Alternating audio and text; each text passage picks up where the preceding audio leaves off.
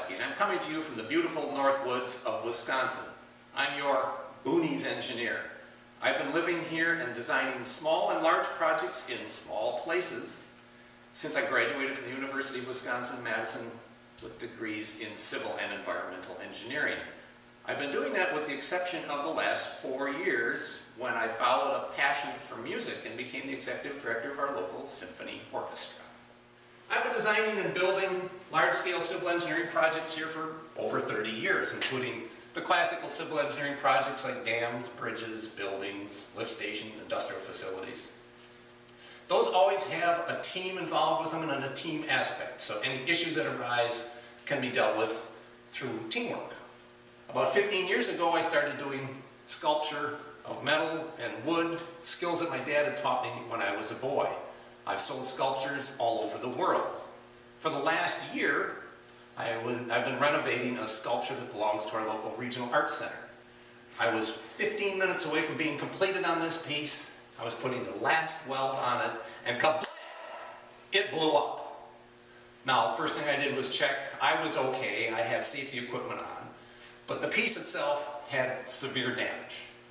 It was quite a setback. I spent a good 2 months putting that piece back together, but I'm happy to report it's beautiful, it's installed, and it's a nice piece in our regional arts center.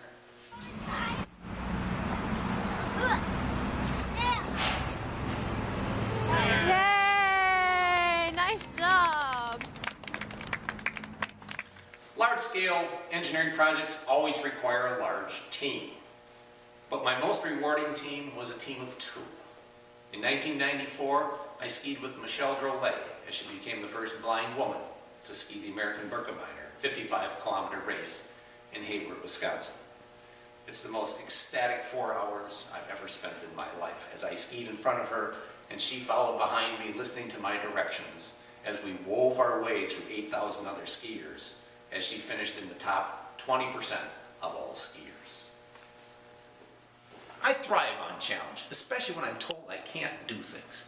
In high school, the football coach told me I was too small and too slow to ever amount to anything athletically.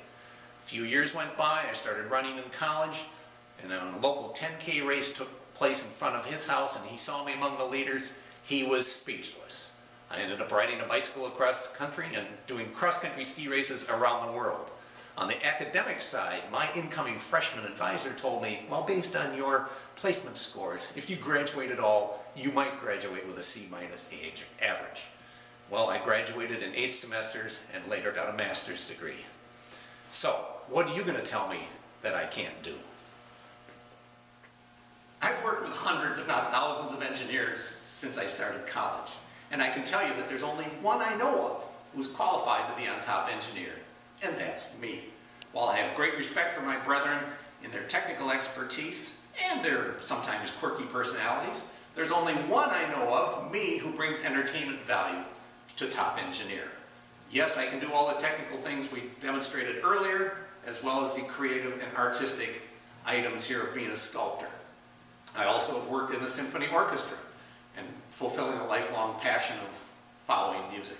Believe it or not, I've had improv training. I know it's not looking like it at the moment. And I've done a number of physical things, including bicycling across the country with my wife on a tandem. So I'm your guy, I'm your engineer, I'm your next top engineer. And did other things.